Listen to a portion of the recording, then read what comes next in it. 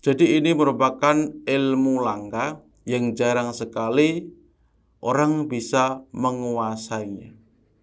Kalaupun ada, hanya satu ataupun dua orang yang di situ kuat untuk mendapatkan tekanan yang sangat besar sekali dari sosok jin tersebut.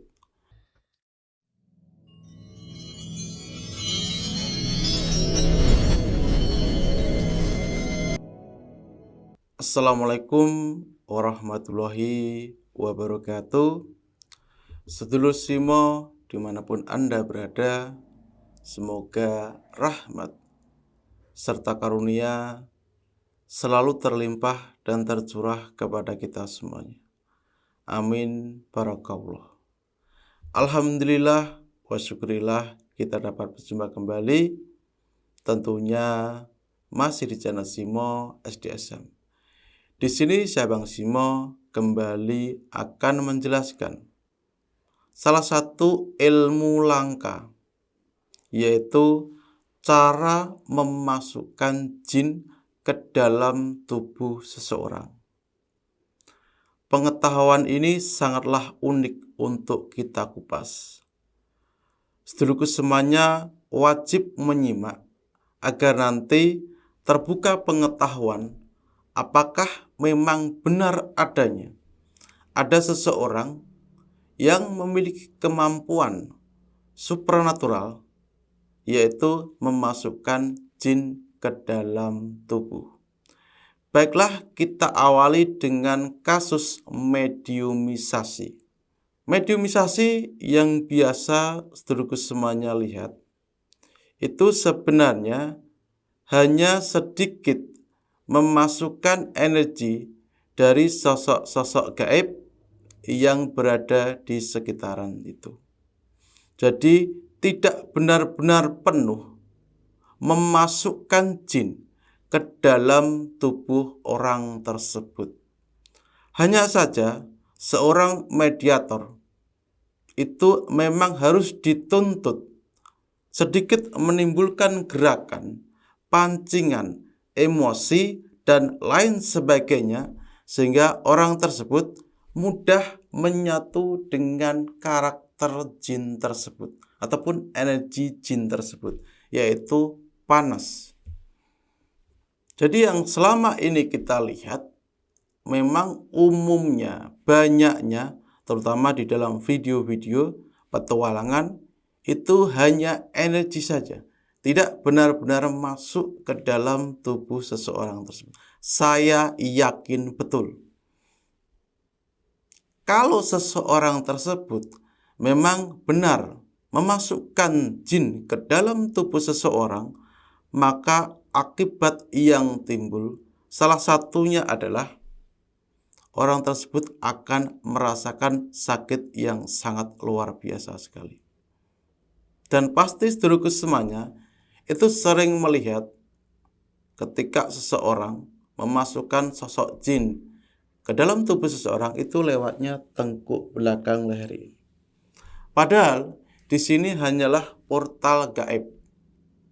Ini hanya ada lubang pori-pori.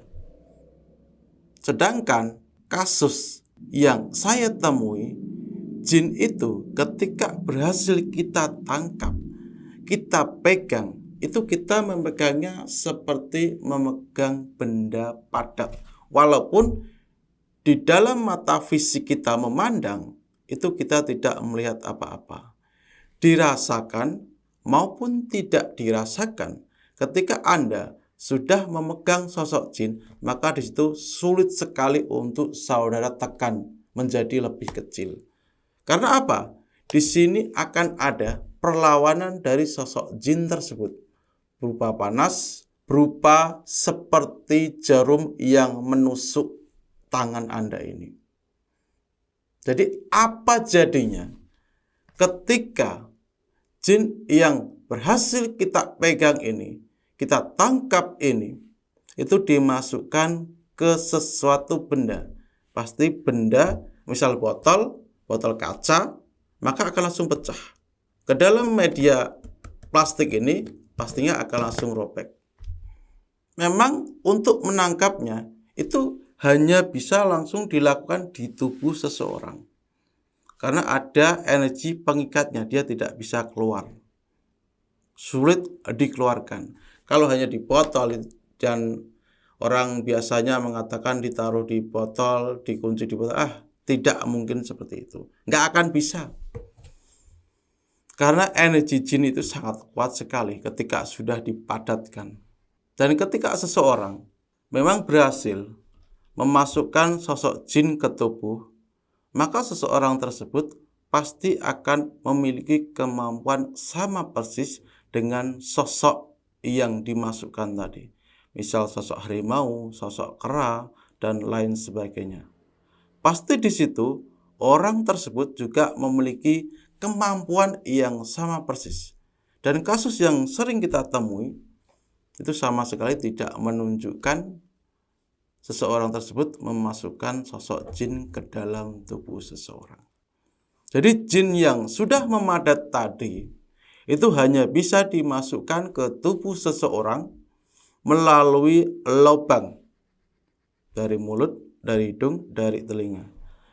Jadi hal wajar ketika seseorang yang sudah terjun di dalam dunia spiritual itu ada kasus orang tersebut kemasukan jin ataupun khodam lewat mulut ataupun lewat telinga. Ini yang paling umum dan rasanya sangat sakit sekali.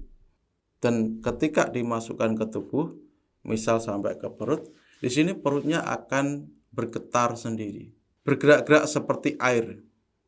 Jadi itulah sebabnya ilmu memasukkan jin ke dalam tubuh seseorang itu sangat bahaya sekali. Karena apa? Tidak ada manfaatnya sama sekali. Jadi sebenarnya yang masih aman, yang umum juga digunakan oleh praktisi spiritual, itu hanya energinya. Dan patut saudara ketahui pula, untuk menangkap satu jin saja, nggak usah besar-besar jinnya, yang kecil saja. Maksudnya dari sosoknya, itu kurang lebih membutuhkan waktu yang sangat lama, 1-4 jam, dengan mengonsentrasikan energi seseorang tersebut ke bagian telapak tangan ini. Difokuskan di sini, menebal di sini, nanti akan ada sosok-sosok jin yang tanpa kita sadari secara otomatis akan tertarik ke sini. Dan ketika kita tersadar sudah memegang sosok jin tersebut, maka kita juga perlu untuk menekannya lebih kecil. Dan di saat ini terjadilah pertempuran yang sangat dahsyat sekali. Tangan akan terasa terbakar, tangan terasa seperti tertusuk jarum yang sangat luar biasa sekali. Ini sudah tidak lagi menggunakan konsentrasi ataupun energi. Jadi dipegang seperti biasa saja, namun kita menggunakan kekuatan fisik untuk menekan supaya energi tersebut bisa lebih memadat dan mengecil. Dan saya mencobanya pun sampai saat ini belum mampu. Karena sangat dahsyat sekali kekuatannya. Maksudnya kita mengecilkan satu sosok energi yang sudah besar, lebih memadat itu sangat sulit sekali. Karena di situ ada energi yang menyerang kita. Jadi ketika kita berpikir apakah ada ataupun seseorang yang mampu untuk memasukkan jin ke dalam tubuh seseorang, sebenarnya tekniknya yang saya jelaskan tadi, namun saya rasa jarang sekali seseorang yang mampu untuk menahan, memegang jin dengan tempo waktu kurang lebih 1 menit itu tidak akan mampu. Misal kalau masih besar segini, saudara telan kan nggak mungkin bisa. Memang harus dipadatkan kecil. Misalnya kita ingin dimasukkan suatu benda dan lain sebagainya, untuk mengtesting maksudnya, hanya untuk uji coba saja. Maka di situ benda tersebut juga akan langsung pecah. Jadi sebenarnya energi jin itu sudah memadat, tidak memancar seperti energi manusia. Jadi yang sudah memadat tadi, itu kita berusaha untuk mengecilkan lagi sehingga kita bisa mengonsentrasikan energi tadi ke tubuh seseorang ataupun ke media tadi. Dan tidak ada manfaatnya, hanya untuk melatih konsentrasi energi. Jadi ini merupakan ilmu langka yang jarang sekali orang bisa menguasainya. Kalaupun ada, hanya satu ataupun dua orang yang di situ kuat untuk mendapatkan tekanan yang sangat besar sekali dari sosok jin tersebut. Ketika Anda pernah mengalami satu fenomena alam ataupun fenomena gaib, misal botol terlempar sendiri tanpa sengaja di rumah Anda, ataupun piring tiba-tiba bergerak sendiri, ini tanpa Anda sadari bahwasanya ada sosok jin yang di situ sudah keluar penuh di dalam alam kita, sehingga ketika sosok jin tersebut sudah memadat, itu sebenarnya mampu untuk menggerakkan benda-benda yang cukup ringan di sekitaran kita. Jadi ini merupakan bukti di mana sebenarnya yang sering kita temui adalah memasukkan energi jin ataupun khodam ke tubuh seseorang, bukan memasukkan jin penuh ke dalam tubuhnya, hanya berupa energinya saja. Ya, energinya paling gampang kita rasakan beginilah. Telapak tangan kita, pastikan setiap manusia itu ada energinya yang berbeda-beda. Ada dominan panas ataupun dingin, yang dimasukkan cuma energi sedikit saja ini, yang dikonsentrasikan masuk ke tubuh seseorang. Jadi memang informasinya yang kita dapat dari sosok jin itu tidaklah benar, tidaklah valid. Apalagi kita mengetahui bahwasanya jin itu ketika berkata selalu berdusta.